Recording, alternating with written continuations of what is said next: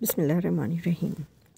ہمارے دادا گاؤں کے بڑے زمیندار تھے، لہٰذا دادا جان کے پاس دولت کی کمی نہ تھی اور ہمارے بابا جان ان کے اکلوتے بیٹے تھے، لہٰذا والد صاحب کی پرورش بہت لاڈ پیار اور ناز و نام سے ہوئی۔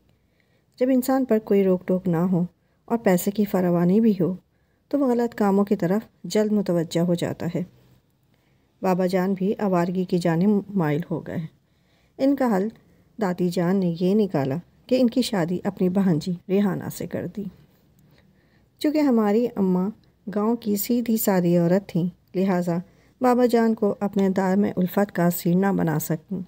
ان کی غلط حرکتیں شادی کے بعد بھی جاری رہیں۔ امی صبر و شکر سے اپنے سسر اور ساس کے پاس گاؤں میں رہتی تھیں اور ان کی خدمت میں کوئی کسر نہ اٹھا رکھتیں، جبکہ بابا جان شہر والے بنگلے میں رنگین مزاج دوستوں کی محفلوں میں خوش و خرم رہتے تھے، جہاں رقص و سرور کی محفلیں ہوتی اور دولت دونوں ہاتھوں سے لٹائی جاتی۔ بابا جان کا جب دل چاہتا گاؤں آتے اور چند دن میرے والدہ اور دادا دادی کے پاس رہ کر چلے جاتے تھے۔ دادا جان انہیں سمجھاتے تھے مگر وہ کسی کی نہیں سنتے تھے۔ یوں ہی دن گزرتے گئے اور ہم دونوں بہنیں سمجھدار ہو گئیں۔ بابا جان جب بھی گھر آتے میری ماں کو یہی طعنہ دیتے کہ تم نے صرف بیٹیاں ہی پیدا کی ہیں، بیٹا ہوتا تو میں تمہاری قدر کرتا اور دوستوں کی محفلیں ترک کر دیتا۔ ماں ان کی یہ بات سن کر چپ ہو جاتی تھیں اور اللہ سے دعا کرتیں کہ اللہ ان کو ایک بیٹا دے دے تاکہ شوہر راہ راست پر آ سکے۔ بھلا وہ اس معاملے میں کیا کر سکتی تھیں؟ یہ تو قدرت کے بس کی بات میں تھا اور وہ بے بس تھیں۔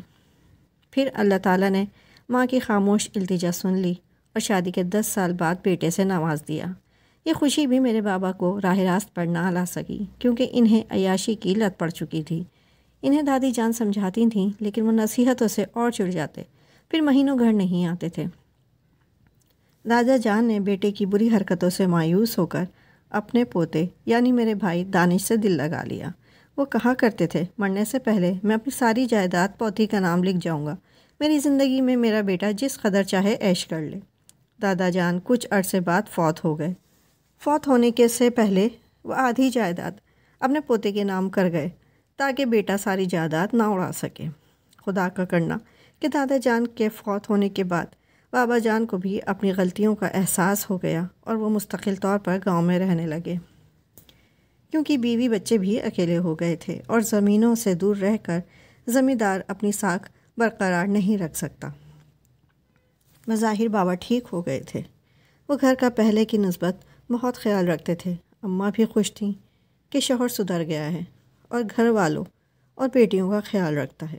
کئی مسئلے ایسے ہوتے ہیں کہ شوہر موجود نہ ہوں تو بیوی کو بہت سی پریشانی ہوتی ہے۔ ان دنوں میں 18 کی ہو چکی تھی۔ میرا بھائی ابھی چھوٹا تھا کہ اچانک گاؤں میں ایک شور سا اٹھا۔ ہماری زمین پر امام بخش نامی مزارہ کام کرتا تھا۔ یہ ہمارا پرانا نمکخوار تھا۔ دادا جان بھی اس کی عزت کرتے تھے کیونکہ اس کے باپ نے میرے پر دادا کی خدمت میں عمر گزار دی تھی اور یہ لوگ نسلوں سے ہماری زمین پر محنت کا بیج بوتے آئے تھے۔ امام بخش بھی، جس کو ہم سب بخشو بابا کہتے تھے، ہمارے گھر کی فرد کی طرح تھا۔ اس سے ہم خواتین پردہ نہیں کرتی تھیں۔ جب کام ہوتا ہمارے گھر کے اندر آ سکتا تھا۔ بخشو بابا کی ایک بیٹی پروین تھی جو میری چھوٹی بہن کی ہم عمر تھی۔ وہ بہت خوبصورت تھی۔ کبھی کبھی اس وقت ہمارے گھر آتی تھی جب میری اماں کام سے اسے بلوا دیا کرتی تھیں۔ ہمارے گھر کا کام کرنے پروین کی ماں مستقل ہمارے گھر آیا کرتی تھی۔ دادی اور اماں انہیں اپنی اولاد کی طرح سمجھتی تھیں۔ ہم سوچ بھی نہیں سکتے تھے کہ میرے بابا سے ایسی مذموم حرکت سرزد ہو جائے گی کہ جس سے گاؤں میں خاندان کی عزت ناموس کو بٹا لگ جائے گا۔ چونکہ میرے بابا پہلے ہی غلط قسم کی اخلاقی برائیوں میں رہ چکے تھے، پھر نہ جانے کب میرے بابا پروین کو پسند کرنے لگے۔ بس اتنا معلوم ہوا کہ وہ بخشو بابا کے گھر آنے جانے لگے ہیں۔ وہ پرانا نمکخوار پہلے تو اس بات کو اپنی عزت افزائی سمجھا کہ مالک اتنا بڑا دولت مند ہو کر اس غریب کی کچی مٹی کی 4 دیواری میں آ کر بیٹھتا ہے، اس کے گھر کے مسائل میں دلچسپی لیتا ہے۔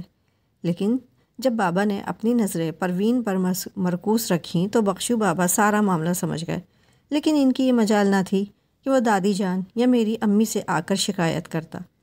کیونکہ اس طرح بابا اس سے نہایت بری طرح پیش آ سکتے تھے۔ وہ اندر ہی اندر غیرت کے مارے گھٹنے لگا اور ساتھ ہی ساتھ وہ پروین کے رشتے کے لیے تگودو کرنے لگا تاکہ اس کو جلد سے جلد اپنے گھر کا کر دے۔ جو ہی اس نے پروین کی شادی کا اعلان کیا، بابا جان نے اس کو سختی سے روک دیا کہ تم ہماری مرضی کے بغیر بیٹی کی شادی نہیں کر سکتے۔ کوئی اچھا رشتہ دیکھ کر اس کی شادی ہم خود کریں گے۔ بخشو بابا مالک کا یہ حکم سن کر سٹ پٹا گیا۔ اس نے بیٹی کی شادی کا ارادہ ملتوی کر دیا کیونکہ مالک کا مقابلہ کرنے کی سکت اس میں نہیں تھی۔ بابا جان نے اس کے بعد پروین کے ساتھ اس کے گھر والوں کی پرواہ کیے بغیر راہ و رسم بڑھانا شروع کر دی۔ وہ پروین کے لیے قیمتی تحائف، غیر ملکی پرفیوم، خوشبودار صابن اور ریشمین کپڑے لے کے جانے لگے۔ پروین ایک خوبصورت مگر غریب لڑکی تھی۔ وہ اور اس کی ماں بابا جان کی عنایات سے خوش تھیں۔ وہ اور کیا چاہ سکتی تھی؟ اس کا آئیڈیل اس کے مالک جیسا ہی ہو سکتا تھا اور مالک خود اس پر مہربان تھا۔ صرف بخشو بابا ان حالات سے پریشان تھا۔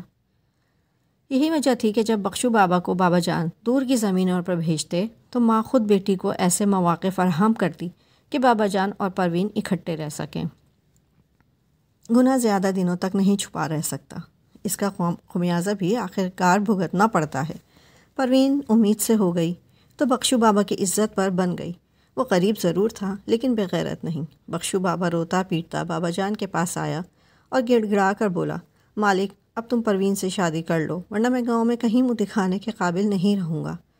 بابا جان نے جواب دیا، پاؤں کی جوتی سر پر نہیں رکھی جا سکتی، البتہ اس مسئلے کا حل میں خود نکال لوں گا، تم بے فکر رہو، تمہیں زیادہ شور کرنے کی ضرورت نہیں، ہم خود اس معاملے کو سنبھال لیں گے۔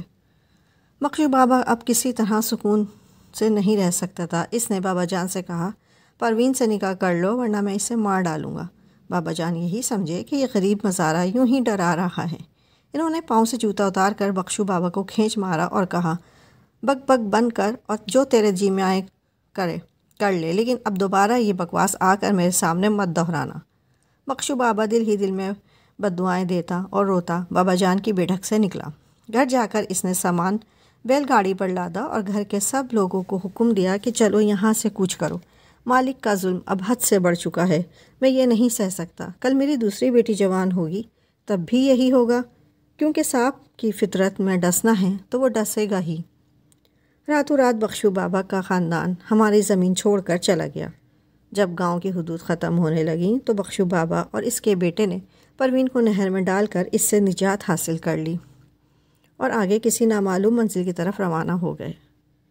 تیسرے دن پروین کی پھولی ہوئی لاش پانی کے اوپر آ گئی تو اس راز پر سے پردہ اٹھا کہ پروین کو بدنامی کے خوف سے نہر میں ڈال دیا گیا تھا۔